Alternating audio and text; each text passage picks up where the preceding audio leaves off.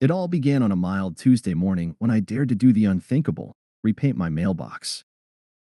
Not neon green, not graffiti style, just a sleek, matte black with my house number stenciled in silver. Clean, classic, apparently criminal. 2 hours later, a woman with a clipboard, aviator sunglasses, and the confidence of a bouncer at a Las Vegas nightclub strutted up to my driveway. She didn't say hello. She didn't blink. She just held up her clipboard like it was a holy relic and said, "You're in violation of HOA Code 47B. Unauthorized paint job. Step away from the mailbox." I blinked. "I'm sorry. Who are you?" "I'm the HOA enforcement officer." But around here, she tilted her head dramatically. "They call me the HOA cop." That's when I noticed that the fake badge clipped to her utility vest. It read Community Enforcement Unit, and below that, in Comic Sans font, Neighborhood Patrol Officer. There was even a patch sewn on her sleeve, an eagle holding a rake. She pulled out a yellow citation slip and slapped it on my mailbox like it was a parking ticket. "You have 24 hours to repaint it regulation brown or face escalation." Now, I could have just nodded, repainted it, and moved on with my life. But I've got a problem. I really don't like being threatened by civilians playing dress up. Especially when I spend my actual day job coordinating real arrests, leading investigations, and running an entire department of certified law enforcement officers. Because yes, I'm the actual chief of police. But here's the kicker. I hadn't told anyone in this neighborhood that. After years of undercover gang work and a transfer to a quiet, scenic community, I was enjoying a little peace. Figured I'd lay low, blend in, paint my mailbox. Apparently, I overestimated the HOA's chill factor. By Friday, the HOA cop was back, this time with backup. A guy named Carl who wore mirrored Oakleys and a security belt that included pepper spray and a whistle. They cornered me as I stepped outside to water my azaleas. "Sir," clipboard lady barked, "we warned you. You refused to comply. You are now under community arrest." I stared. "Community? What?" Carl blew his whistle. "You're resisting." "Resisting what?" "You. We will be placing you under temporary yard detention," she said, pulling out a pair of plastic zip ties. "You'll remain confined to your porch while we file an incident report with the HOA Judiciary Committee." I genuinely couldn't tell if this was a prank. But Carl lunged at me with the grace of a narcoleptic panda. I sidestepped him easily. "You lay a finger on me," I warned, "and I will have to arrest you." Carl straightened. "On what authority?" I pulled my real badge from my back pocket and let it shine. Carl squinted. Clipboard lady leaned in. "Chief of Police," she read aloud, like each word was a personal insult. I smirked. "Now, would you like to repeat what you just said about community arrest?" They froze. Silent. Game on. They say silence is golden, but in this case, it was platinum. Clipboard lady, whose actual name I later learned was Janice Weatherby, stared at my badge like it had grown fangs. Carl, still mid-crouch from his failed tackle attempt, slowly stood up, brushing imaginary dust off his khaki cargo pants. His whistle hung awkwardly against his chest, swaying with the shame of every HOA worshipping fiber in his body. Janice finally found her voice. "Well, that doesn't mean you can just ignore HOA codes." I raised an eyebrow. "Janice, is it?" "Let me explain something. What you're doing is impersonating law enforcement. That's a felony. You zip tie one more resident on this street, and I'll personally supervise your mugshot." She snorted an involuntary little piggy sound that I would have laughed at if I hadn't been so amused by how hard she was scrambling to save face. Carl started backing away like I had activated a proximity alarm. "I'll, get back to the clubhouse," he muttered.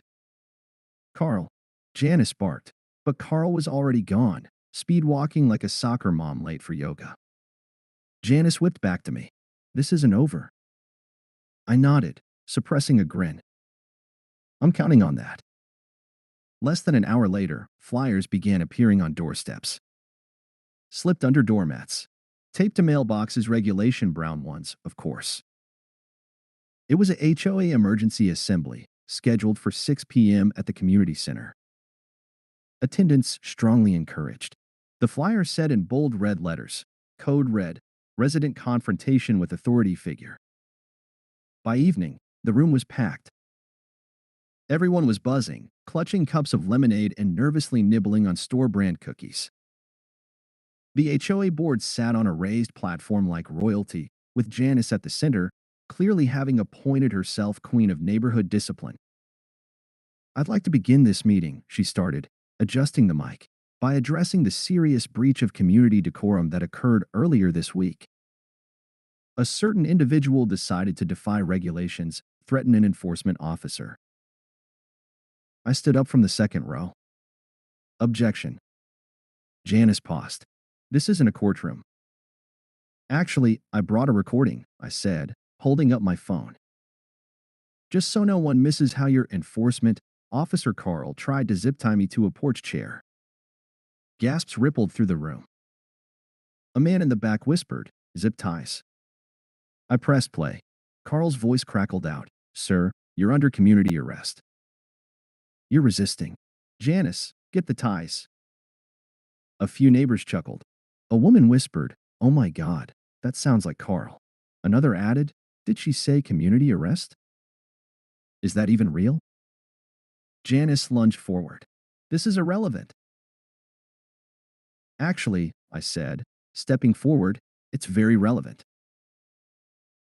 Because not only was I unlawfully targeted by your fake patrol, but you've now held a public meeting to spread misinformation about a sitting law enforcement officer. I came here for peace and quiet, not HOA cosplay and power trips. I pulled out my badge again, letting the room take it in. Gasps. Someone clapped. A man in a fishing hat literally stood up and saluted. I'm Chief Marcus Reyes, of your police department. The room erupted. Some people laughed. Others applauded. And Janice?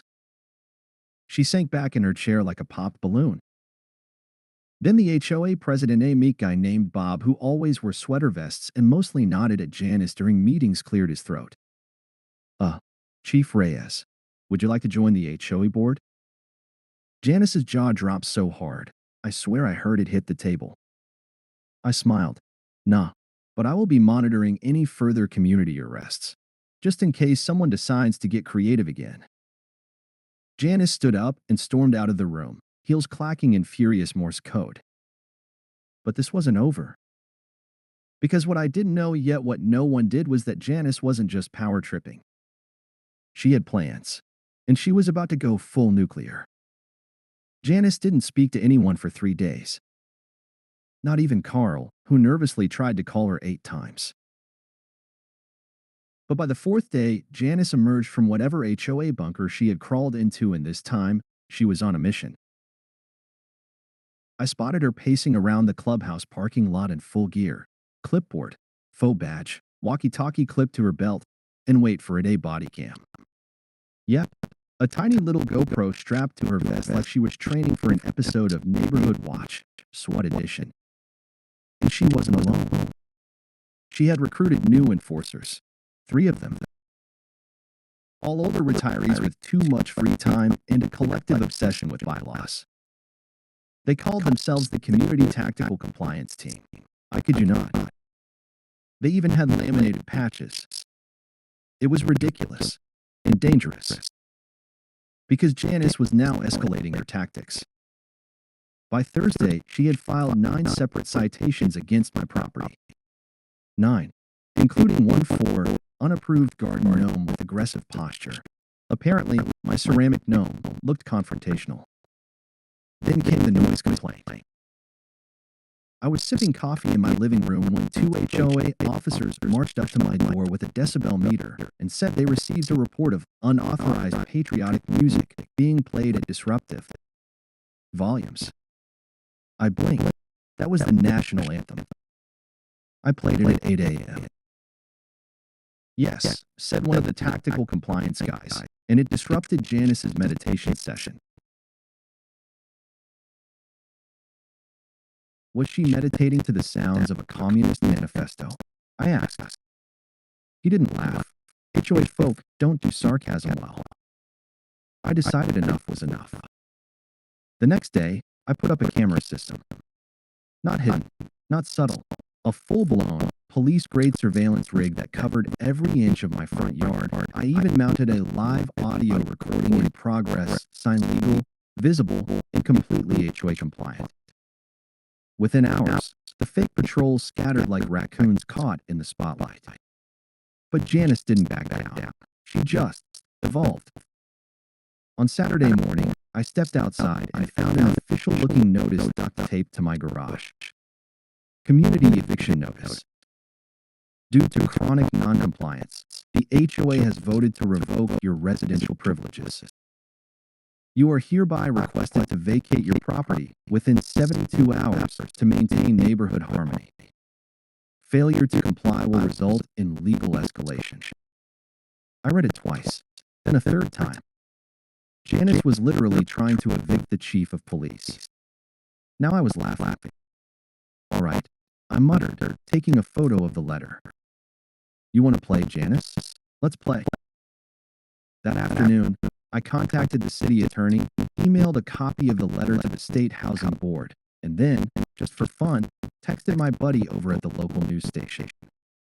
By Sunday morning, a news van was parked in front of my house. They'd gotten wind of the neighborhood cop conflict and wanted an interview. I happily obliged. As the camera rolled, I stood next to my aggressive gnome badge on my belt and calmly explained how a rogue HOA officer had attempted to evict a decorated police chief using duct tape and delusion. That night, the news segment aired, and Janice, she was livid. She burst into the HOA clubhouse during their Monday meeting like a whirlwind in orthopedic shoes, yelling about media sabotage and backyard betrayal. Several board members, now thoroughly embarrassed, started backing away from her like she had the plague. But she wasn't done. Oh no, because now she had one more card left to play. And she was about to call in the real fake cops. Tuesday morning started with a jarring knock on my door sharp, rapid, official. I opened it expecting a delivery or maybe another HOA citation shoved into an envelope. Nope. Instead, standing before me was what can only be described as the Avengers of mall cops. 6 men, wearing mismatched tactical vests with patches that read Eagle Eye Residential Security. One had aviator sunglasses and fingerless gloves. Another had a Bluetooth earpiece and was chewing gum like it was a timed event. All of them looked like they'd been waiting for a chance to live out their Call of Duty fantasies in a retirement community. The leader, a guy with a buzz cut and a thick goatee, stepped forward. Sir, we've been hired by the Fairway Hills HOA to enforce community compliance. I stared. You're joking. No, sir, we've been authorized to inspect your property for code violations, perform neighborhood patrols, and issue corrective action citations under HOA protocol. You are on the HOA watch list. I looked past them. Sure enough, Janice was standing at the curb, arms crossed, lips pursed, and wearing a smug look like she'd just rolled the perfect Yahtzee. I leaned against the doorframe, sipping my coffee like I was at a spectator sport. You do realize this is a neighborhood, not a war zone, right? And I'm the chief of police, not a guy you can intimidate with Amazon body armor.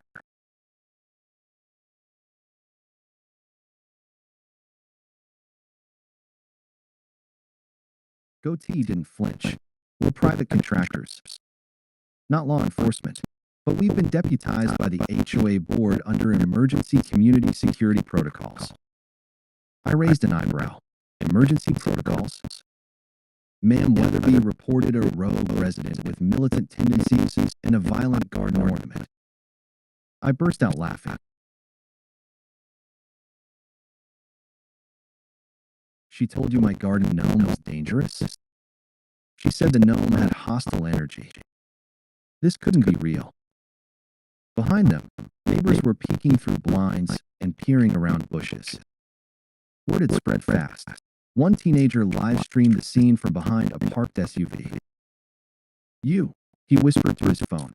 HOA Karen just called the dollar store SWAT team on the actual police chief. I could have ended it right there, flashed my badge, called dispatch, shut them down with a phone call. But I had a better idea. All right, I said. You want to inspect the property? Go ahead. They blinked. Even Janice squinted.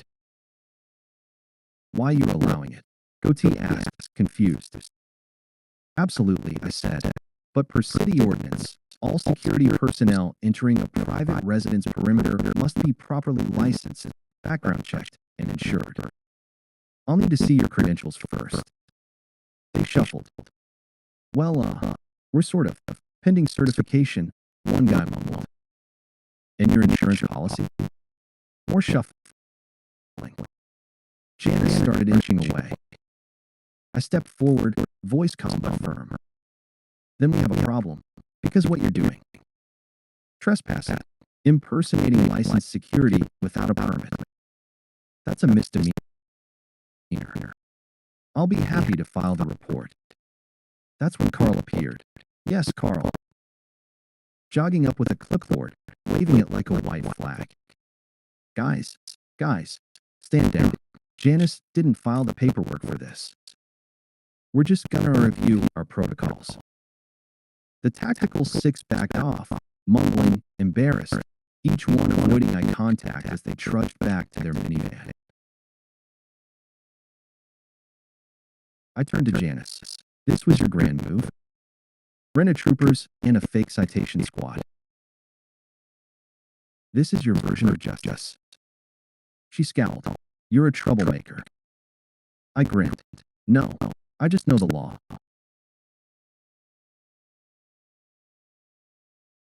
Which, clearly, no one on your cosplay task force has ever read. Janice stormed off again, and this time, I could tell something cracked. Her empire? Shaky. But I wasn't celebrating just yet. Because that evening, a neighbor slipped me a note. It was anonymous, handwritten. One sentence, underlined 3 times. She's trying to get you fired. By the time I finished reading the anonymous note, my gut told me it wasn't just an empty threat. Janice wasn't the type to lose gracefully. Her HOA campaign had shifted from neighborhood drama to full-blown political warfare, and I had the sudden, very real feeling that she was about to cross a line. 2 days later, I found out just how far she was willing to go. It started with an urgent summons from the mayor's office. I walked into City Hall expecting a routine chat. Instead, I stepped into a room with 3 council members, the city manager, and Mayor Renner herself sitting at the head of the table with a thick manila folder in front of her. Chief, she said calmly, we've received a formal complaint. Let me guess. Janice. They handed me the file. Inside were over 30 pages of evidence, poorly formatted screenshots, distorted images from a grainy doorbell camera, and a 6-page handwritten letter in Janice's unmistakable cursive.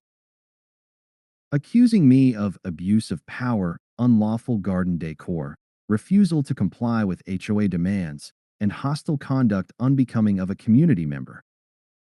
One of the screenshots was a photo of my gnome with red arrows pointing to its eyes and a note. Possible surveillance device. Illegal. Intimidating. I stared at it in disbelief. This is a garden statue. The mayor rubbed her temples. I figured, but we're required to follow protocol and document all formal complaints submitted by residents. Even if the complaint is from someone who tried to evict me with duct tape? The city manager cleared his throat awkwardly. I leaned back. All right, you want my statement? Here it is. Janice Weatherby has been weaponizing HOA bylaws to conduct a personal vendetta against me. She impersonated law enforcement. She hired unlicensed security.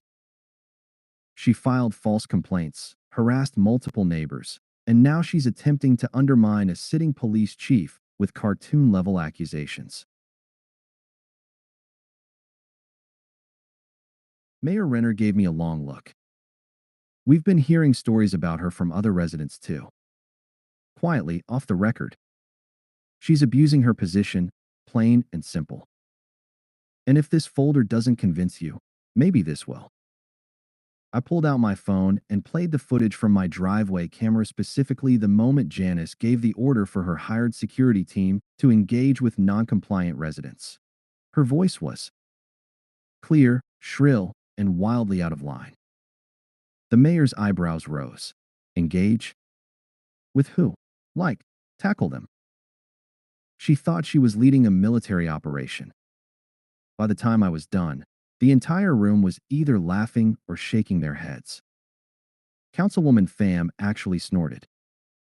All right, Mayor Renner said, closing the file. We'll be having a little chat with Ms. Weatherby. And they did. Less than 24 hours later, Janice received an official letter from the city demanding a cease and desist on all enforcement actions, pending a full review of her leadership. But Janice didn't back down. She went live. Yep, that evening, Janice hosted a live stream from the HOA clubhouse. Dressed in her blazer, flanked by her two remaining supporters, she ranted about deep state infiltration, claimed I was running a shadow police force. And my personal favorite insisted that the neighborhood gnome was an interdimensional symbol of rebellion. I didn't respond. I didn't need to. Because while she was busy trying to defame me on Facebook Live, something else was happening. One of Janice's former allies had turned. Her name was Beverly, a soft-spoken board member who'd stayed in the background. Until now. She knocked on my door the next morning, eyes tired but determined. I'm done covering for her, Beverly said. I've got files, emails, recordings, everything. And just like that Janice carefully constructed HOA kingdom, it was about to collapse from the inside. Beverly didn't come empty-handed. She brought a binder, a literal 3-ring binder packed with emails, HOA budget reports, meeting transcripts, and what appeared to be a flash drive taped inside the front cover like it held nuclear launch codes. I offered her coffee. She declined. Let's just get this over with, she said grimly. We sat at my kitchen table as she started to explain. Over the past 2 years, Janice had slowly turned the Fairwood Hills HOA board into her own little dictatorship. Manipulating voting procedures, doctoring meeting minutes, and, most shockingly, misappropriating HOA funds. She spent over $6,000 on decorative enhancements that were really just backyard upgrades for her house, Beverly said, flipping to a receipt for a stone fountain. It's not in the public park. It's behind her shed. I blinked. She embezzled HOA money to landscape her yard? Among other things.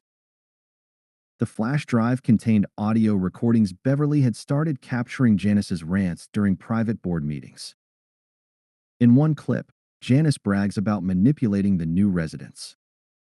In another, she calls the neighborhood veterans pushovers with too many flags. But the real bombshell? One file simply labeled, Mayor Call. I played it. It was Janice leaving a voicemail on Mayor Renner's private line. You need to fire that police chief. He's dangerous. He's resisting HOA authority. I don't care if he's technically qualified. This is MY neighborhood. I run things here, and if you don't take him down, I will. The icing on the cake? Also, I expect reimbursement for the clubhouse snacks. I used my own Costco card, and I want those points credited. I could have kissed Beverly. Instead, I contacted the city's legal counsel, submitted everything through the proper channels, and quietly requested a joint meeting with the city council and the HOA Oversight Committee. The hearing was set for Friday. Word spread fast. People who had never attended a single HOA meeting suddenly RSVP'd like it was a rock concert. Someone even made flyers with Janice's face photoshopped onto a Game of Thrones queen under the title, The Fall of House Weatherby. On Friday evening, the clubhouse was packed. Neighbors lined the walls. Carl had a front row seat wearing a Free the Gnome t-shirt. Janice walked in wearing a red power suit, clutching her usual manila folder like a sword. But this time, there were no smirks. No backup. Mayor Renner was seated in the middle, flanked by Councilwoman Pham and two members of the HOA Oversight Committee. I stood to the side, arms folded, as Beverly calmly stepped forward and began laying out the evidence. Slide after slide, audio clip after audio clip. Janice's face turned from confident to confused to crimson. Then came the questions. Ms. Weatherby, where is the Emergency Security Fund currently allocated in the HOA budget? Ms. Weatherby, did you authorize Eagle Eye Security without a vote or legal contract? Ms. Weatherby, are you aware that impersonating a public officer, your so-called HOA cop, is a criminal offense? Janice tried to interrupt, tried to spin, but each time she opened her mouth, the room got colder. Then came my turn. I took the mic, showed the footage of her directing the private guards, played the voicemail, and paused dramatically before my final statement. You tried to ruin me, Ms. Weatherby. You failed. But more than that, you tried to weaponize an HOA, something meant to serve the community, to serve yourself. That ends tonight. Silence. Mayor Renner stood. Ms. Weatherby, you are hereby removed from the HOA board pending criminal investigation. A temporary board will be appointed, and all actions taken under your unauthorized leadership will be reviewed. Janice sputtered, then tried to shout, "This is a witch hunt. You're all against me." But no one listened. Carl actually held the door open for her as security escorted her out. Outside, people clapped. The gnome got a flower lei. And me? Well, I returned home that night to a surprise bottle of wine on my porch and a thank you card signed by 20 neighbors. Inside the card was a note from Beverly. Thank you for standing up. For all of us.